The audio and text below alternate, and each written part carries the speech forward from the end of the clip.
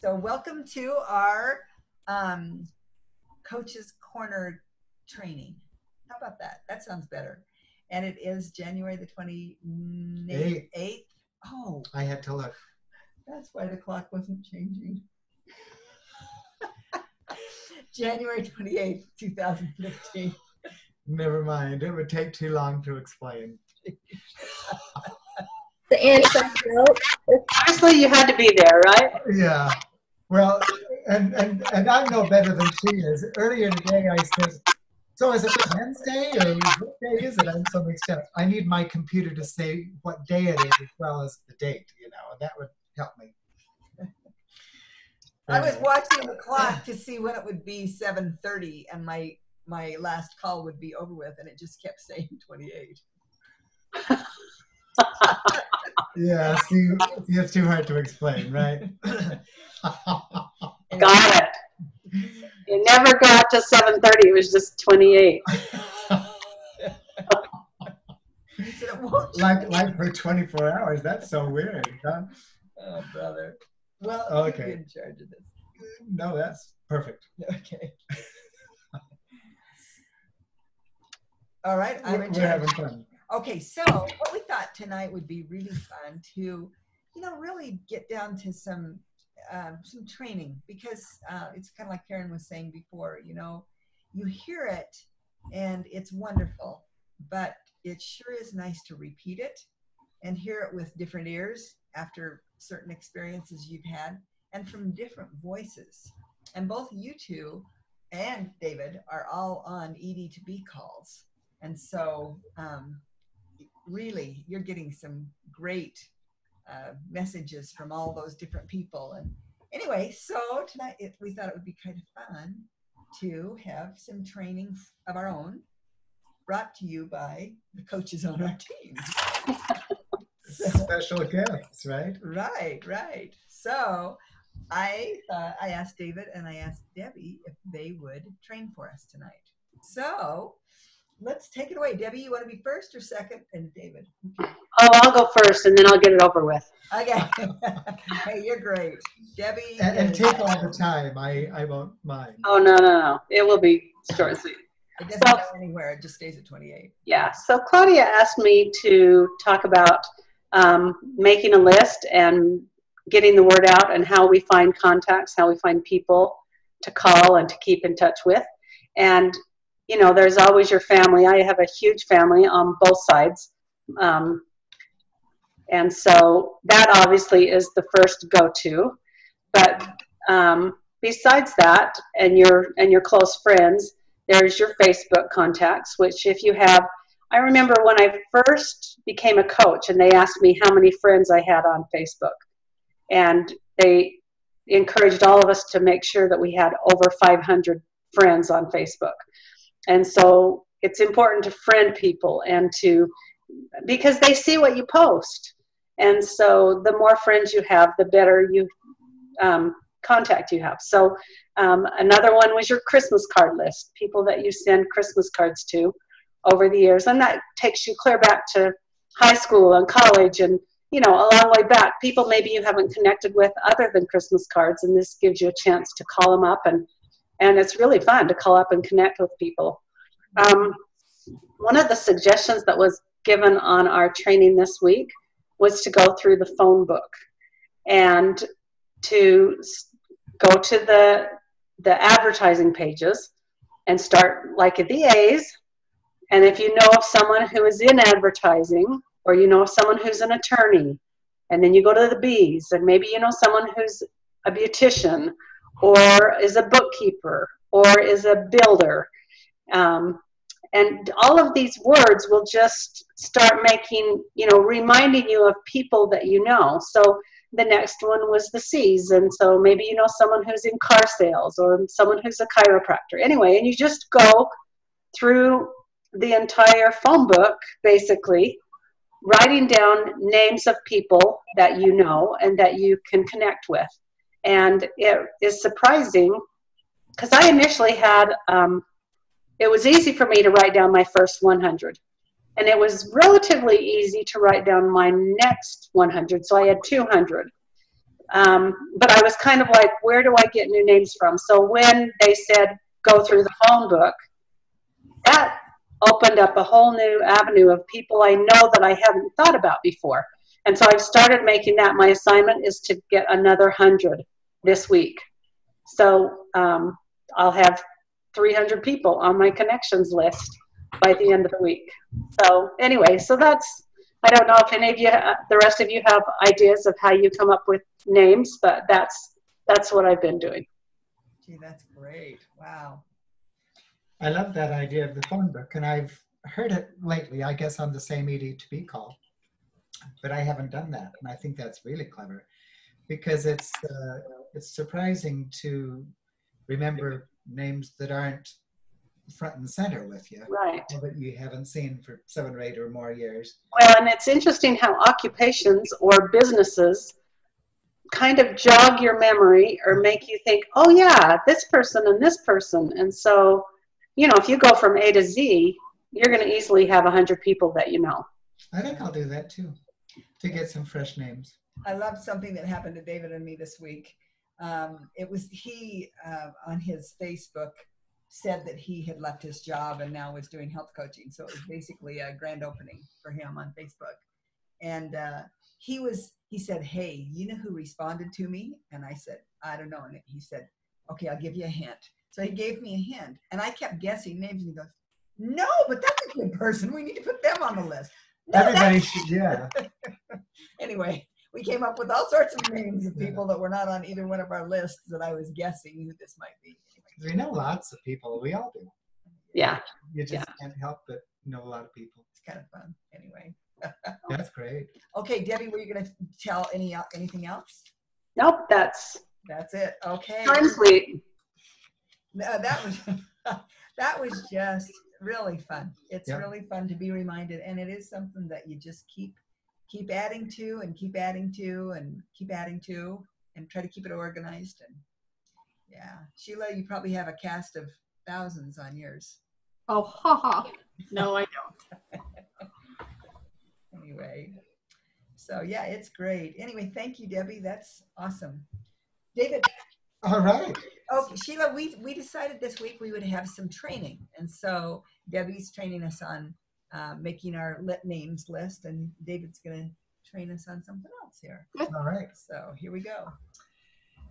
Well, I want to talk about the weekly leadership call, the one that was Dr.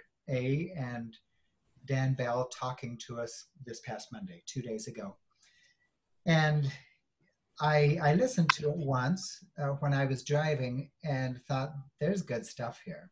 Have any of you listened to that yet this week, the one from Monday? Okay. And I told Claudia, this is great. And so she gave me the homework. So that's what you get when you open your mouth, I guess. You have the sweet opportunity to talk. It only makes us stronger. It does. So I listened to the call again today and did it on my stationary bike because, of course, as you know, men are fabulous multitaskers, right? And so I was listening and I was taking notes and I was riding a bike. So That's yeah, awesome. I was busy. You did well. But in the process, I wrote down lots of messy notes, and the last half hour or so I've typed them up so that it would make more sense to me. I did end up with 2 full pages, so I better talk fast. Oh, he's going to give us a lot. There you go. All right. First of all, Dr. A said that the theme of the call, as well as the theme of all of the super regionals that they've had already, the ones starting in Portland, San Diego, and so forth, is back to the basics. That's going to be something that we're hearing a lot about. Then Dan Bell took it from there, and he said the following, and this is paraphrase, of course. In learning the craft of Take Shape for Life, many coaches strive to become like Dr. A and other health practitioners. And I think that all of us want to really be good at our craft, and we're advised to be good in our craft and to learn what we can. But some of us go a little bit overboard and think that, well, gee, we can't really talk to people until we're really smart and until we know everything. the answers to everybody's questions. He said that, Dan Bell said that often coaches will approach him and ask, "What's wrong? Why isn't my business growing?" And he'll ask them, "Well, tell me what you did last week. Pull out your book or tell me what you did last week." And they will proudly say, "Well, I listened to a bunch of calls because I was trying to find out some information for a client. And I made a bunch of calls and because I needed to find out an answer to a question that a client had. Did lots of researching and, because I promised that to my coaches and so forth." And, that's kind of over the top if you're going to that extreme. And that's why he said that too many of us try to be like Dr. A, to know everything, so that we can answer all questions and all the concerns of our clients and coaches. And that's really not the point. He said that remember that coaching is only part of what we do, and it's not necessarily the best at producing income for us. I loved what he said here, that our goal in coaching should be to be adequate.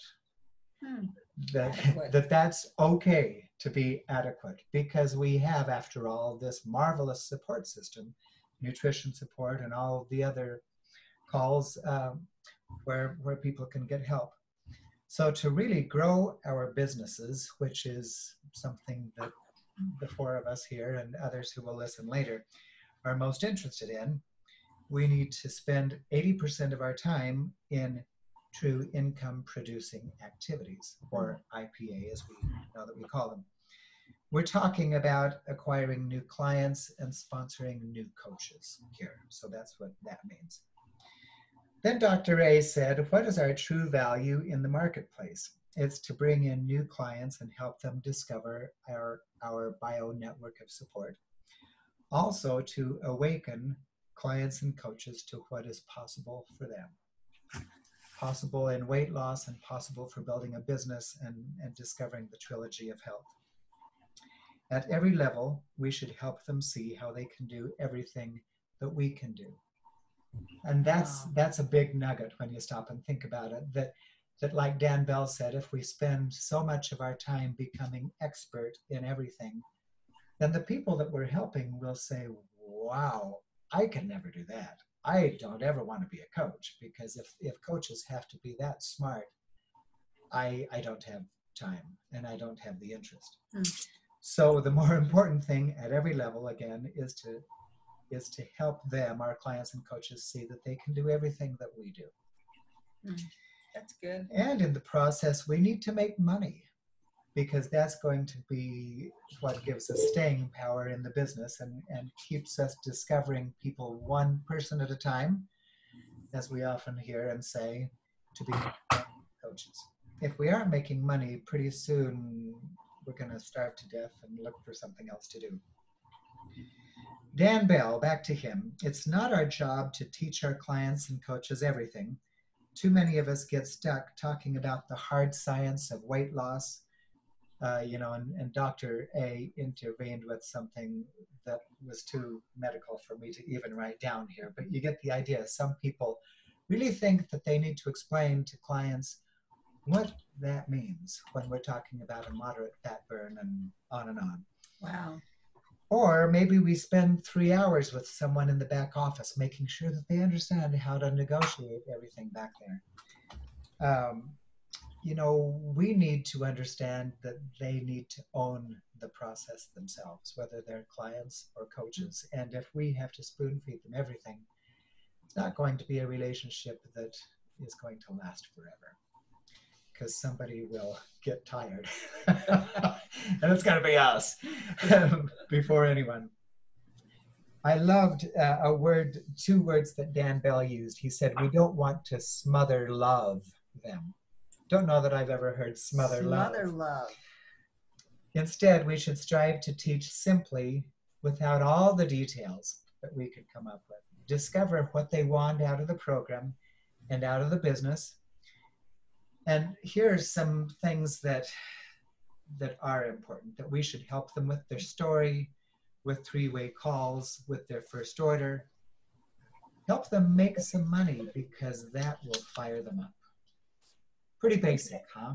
And this is And for coaching. It makes Coaching. sense. Well, yes, and yes, as far as making money, help them lose weight, of course, too, to place their order and to call them the first 4 days and do what we can. But even with that, not to go overboard. Dr. A continued on by saying, when we work with our clients and coaches, we need to work with them where they are. Recognize that some will be skeptical, some will not have belief. Work promptly and quickly, since many are ticking time bombs, ready to change their minds. Wow. I love that. And I think that all of us have experienced that we talk with somebody one day and, wow, they are so hot to go. And you think, we have just found a presidential director.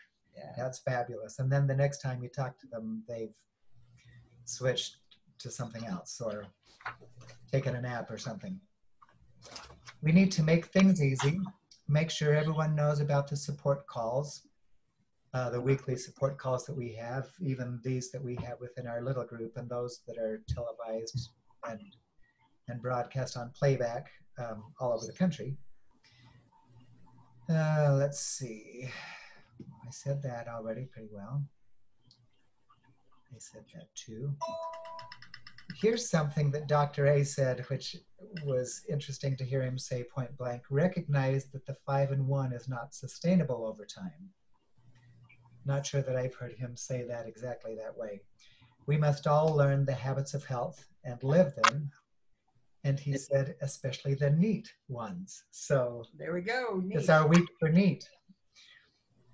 Dan Bell says, quoting someone that was unknown to me, and I actually listened to this part 3 different times, and you know that's hard to do on the leadership call because you can't press 1 to play it back like some calls you can. So how do you listen to it? Well, I actually listened to it twice all the way, the second time on the stationary bike today, and I still missed that part. And so I set it going again. I saw that it was about 23 minutes in. And so I started it going again while I was finishing my bike, and I set the timer so that I wouldn't miss it. That's good. And so that was a bit of a bother. I wish that he had one of those things where you could press 1. Yeah, it's not an easy way. But he said a name, and I didn't catch the name. He said that 80% of our success happens with only 15% of what we know.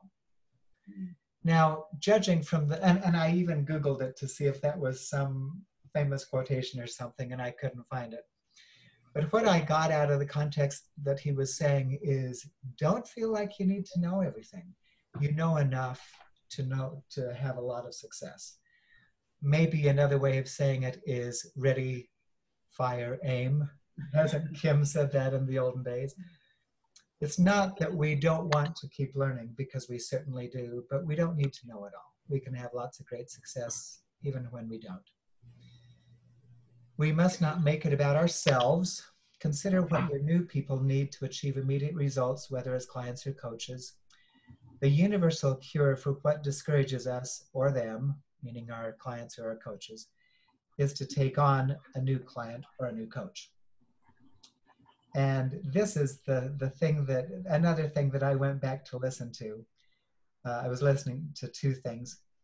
He said, you could be in a blizzard, but the sun is suddenly shining. Meaning when you're discouraged, when you're thinking, I'm not doing well enough. It's like being in a blizzard, but suddenly with that universal cure of getting another client or another coach, the sun is suddenly shining. It's not our job to make sure our people make executive director or global or anything. Our job is to bring them to the community of Take Shape for Life. Don't ever blame yourself for any perceived failures. Gee, that's great. And that was long. You know, that was awesome. There were some very good nuggets. Yeah.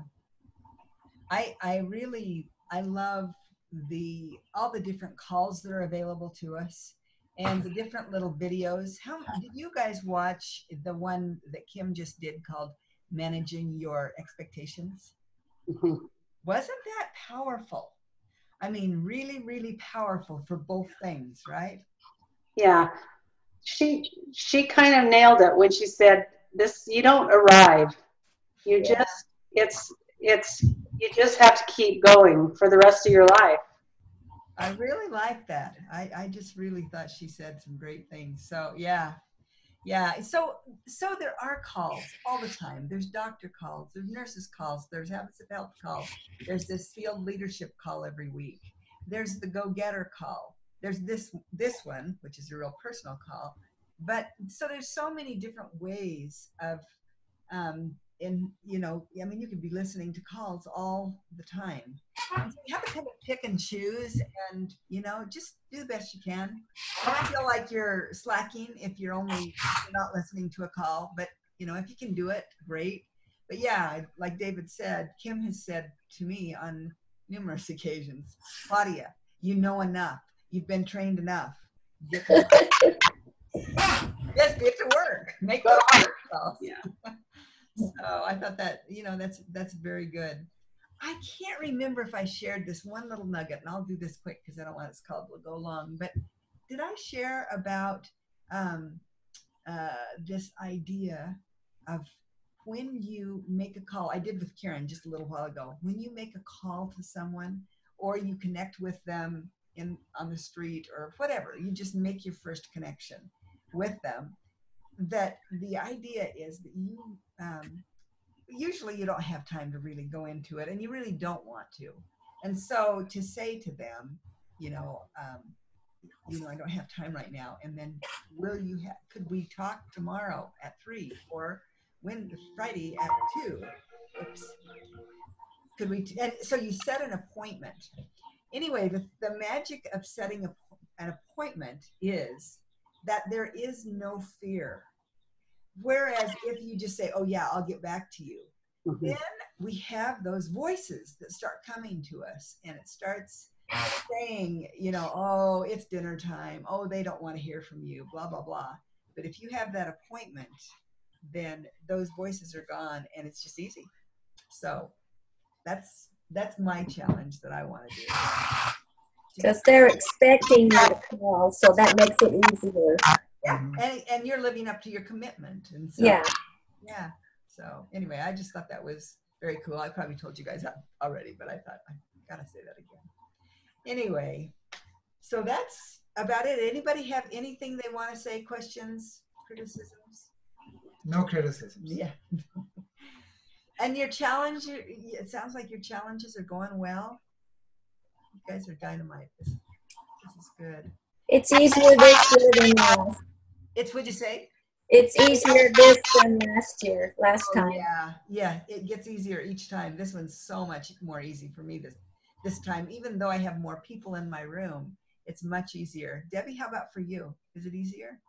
Yeah, less stress, and I love the coaches That little thing where you can go in and get some ideas. That's really nice, and I'm using some of those in my other emails and things. So, Great. That's just great.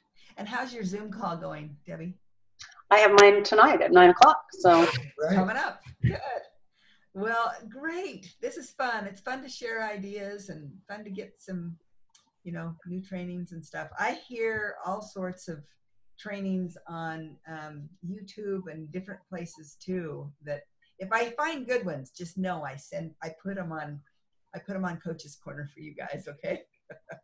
But there's a lot of good helps out there, but you can't spend your time on those kind of things. You really need to just get those calls made, like Karen and I were talking about. Yeah. So anyway, it's great. Everything's great. Well, you're a great support. It's nice that you provide those links and those things for us. That makes it easier for us. So thank you. Oh, you are so welcome, and I'm glad. I hope that you can take advantage of those. So yeah. Anyway, well, thank you, girls, for being on, and David, it's awesome, and we love you. And until next week. Okay. Keep up the good work. Call if you have. See ya. Take tight. Yeah. Bye bye.